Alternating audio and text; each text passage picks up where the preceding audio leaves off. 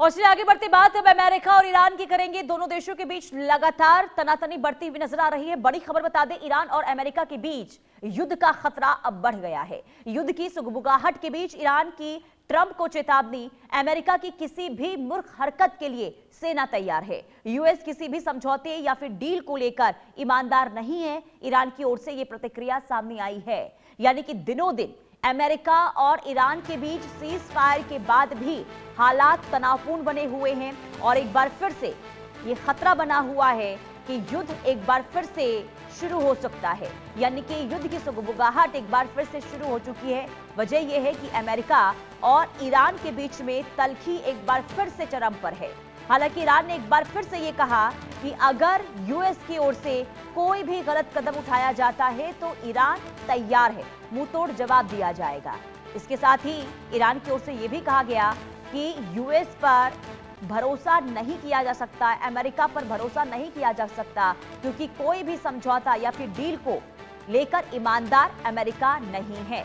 चेतावनी यहां पर ईरान की ओर से अमेरिका को दी गई है। एक तरफ अमेरिका भी लगातार तैयार, युद्ध को लेकर बताया जा रहा है कि अलग अलग तरीके से रणनीति इस वक्त तैयार हो रही है। कई बैठकें हुई है वॉशिंगटन में। इसके अलावा स्ट्रेट ऑफ हॉर्मुज में युद्धपोतों की तैनाती, सुरक्षा सैनिकों की वहां पर तैनाती कर दी गई है भारी संख्या में। और इसके साथ ही अलग अलग तरीके से बैठकें हो रही हैं, रणनीति तैयार की जा रही है अमेरिका की ओर से। ईरान चेता रहा है कि अगर कोई भी गलत कदम अमेरिका की ओर से उठाया जाता है तो मुंहतोड़ जवाब अमेरिका को दिया जाएगा।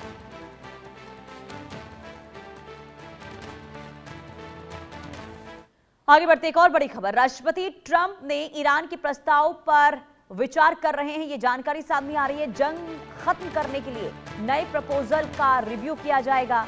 ट्रंप ने ईरान के पिछले प्रपोजल को रिजेक्ट कर दिया था। अब अमेरिकी राष्ट्रपति ने शनिवार को यह कहा है कि वो युद्ध खत्म करने के लिए ईरान के नए प्रस्ताव की समीक्षा कर रहे हैं। एयरफोर्स वन में चढ़ने से पहले उन्होंने कहा कि वो इसके बारे में बाद में बताएंगे। ईरान के 2 सेमी ऑफिशियल आउटलेट तस्नीम और इसके अलावा फार्स, जिन्हें ईरान के पैरामिलिट्री रिवॉल्यूशनरी गार्ड का करीबी माना जाता है, उनकी ओर से कहा गया कि ईरान ने अमेरिका के 9 पॉइंट वाले प्रपोजल के जवाब में पाकिस्तान के जरिए 14 पॉइंट का प्रपोजल भेजा है। इसके पहले ट्रंप ने ईरान के पिछले प्रपोजल को रिजेक्ट कर दिया था। हालांकि बातचीत जारी है और 3 हफ्ते का सीज फायर बरकरार है। और ऐसे में क्योंकि देखिए अमेरिका ये चाहता है कि किसी भी तरीके से जंग से निकला जाए, यही वजह है कि डोनाल्ड ट्रंप कभी प्रपोजल को रिजेक्ट कर देते हैं, कभी उसी प्रपोजल पर विचार करने की बात कहते हैं। और एक बार फिर से डोनाल्ड ट्रंप ये कह रहे हैं कि हम प्रपोजल पर विचार कर रहे हैं, बातचीत कर रहे हैं और आगे बातचीत जो है ईरान के साथ जारी रहने वाली है। एक बार फिर से हम रिव्यू करेंगे और ईरान की ओर से जो शर्तें रखी गई है, जो मांगे रखी गई है, क्या वो मानी जाए या फिर नहीं मानी जाए, इसे लेकर डोनाल्ड ट्रंप ये कह रहे हैं कि आगे विचार विमर्श होगा। इसके बाद आगे फैसला लिया जाएगा कि आगे क्या कदम उठाए जाने चाहिए। तो ये बड़ी खबर आपको बता रहे, राष्ट्रपति ट्रंप ने ईरान के प्रस्ताव पर विचार करने की बात कही है, यानी कि जंग खत्म करने के लिए नए प्रपोजल का रिव्यू किया जा रहा है। ये डोनाल्ड ट्रंप की तरफ से प्रतिक्रिया सामने आई है। अब ट्रंप की ईरान को एक बार फिर से देखिए चेतावनी दी गई है। क्या चेतावनी दी गई है, ग्राफिक्स के जरिए आपको कुछ जानकारियां दे देते हैं। देखिए, ईरान को परमाणु हथियार बनाने नहीं दिया जा सकता, ये कह रहा है अमेरिका। अमेरिका ने आगे ये कहा कि मैंने जो किया वो पूरी तरीके से सफल रहा। ये डोनाल्ड ट्रंप का बयान सामने आया है। डोनाल्ड ट्रंप ये कह रहे हैं कि इस जंग में जो भी हमने कार्रवाई की, जो कदम उठाया, उसमें हम सफल रहे। हमारी सेना ने उन्हें पूरी तरीके से कमजोर कर दिया। ईरान को कमजोर करने के बाद डोनाल्ड ट्रंप कह रहे हैं ईरान को परमाणु हथियार बनाने नहीं दिया जा सकता। ये डोनाल्ड ट्रंप की एक बार फिर से परमाणु कार्यक्रम को लेकर प्रतिक्रिया सामने आई है। ऐसे में सवाल ये कि अब ईरान का नया प्लान इसके बाद क्या हो सकता है, क्योंकि तल्ख तेवर यहां पर देखिए अमेरिका बार बार दिखा रहा है।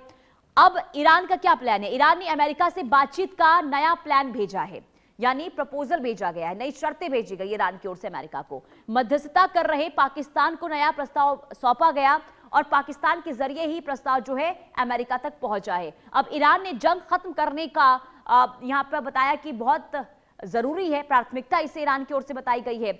वहीं लंबे समय तक शांति कायम करना चाहता है ईरान।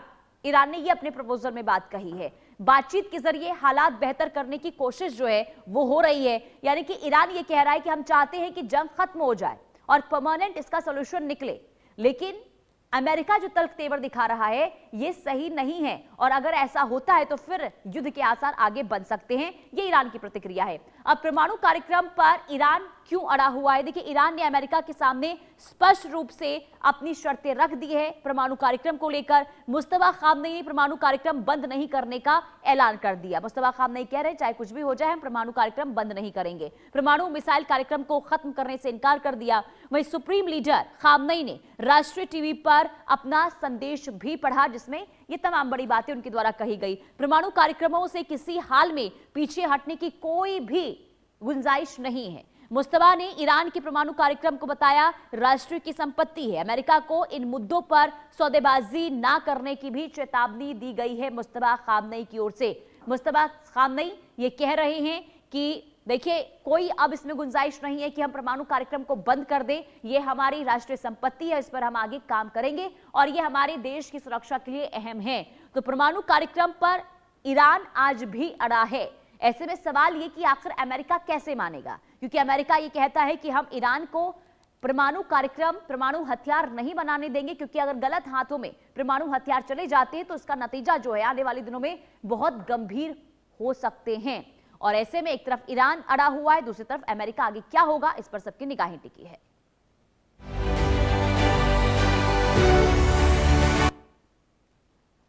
तो देखिए, मिडिल ईस्ट में 40 दिनों के युद्ध ने ताकत के समीकरण हिलाकर रख दिए हैं। जिस अमेरिका को दुनिया अजय मानती थी उसी के सैन्य ठिकानों पर ईरान ने ऐसी चोट की कि तस्वीरें अब चौंका देने वाली सामने आ रही है। अब मिसाइल, ड्रोन और सटीक हमलों ने अमेरिकी सिस्टम को झकझोर कर रख दिया, जबकि चीन की सैटेलाइट तकनीक ने तेहरान को नई आंखें दे दी है। सवाल सीधा है कि क्या यह सिर्फ एक जवाबी हमला था या फिर वैश्विक ताकतों के नए टकराव की शुरुआत? इस रिपोर्ट में आपको दिखाते हैं कि कैसे 40 दिनों की जंग ने मिडिल ईस्ट का पूरा गेम बदल कर रख दिया। 40 दिनों की जंग ने अमेरिका की ताकत पर खड़े किए सवाल। ईरान के हमलों से मिडिल ईस्ट में संतुलन पूरी तरह बदला। ड्रोन मिसाइल तकनीक ने अमेरिकी सिस्टम को गहराई तक हिलाया। चीन की सैटेलाइट बनी तेहरान की सबसे बड़ी ताकत। मिडिल ईस्ट में छिड़ी जंग ने दुनिया को चौंका दिया। ईरान ने जिस आक्रामकता और रणनीति के साथ जवाब दिया उसने अमेरिका की ताकत पर सीधे सवाल खड़े कर दिए। यह लड़ाई सिर्फ हथियारों की नहीं थी बल्कि तकनीक, टाइमिंग और टारगेटिंग की भी थी।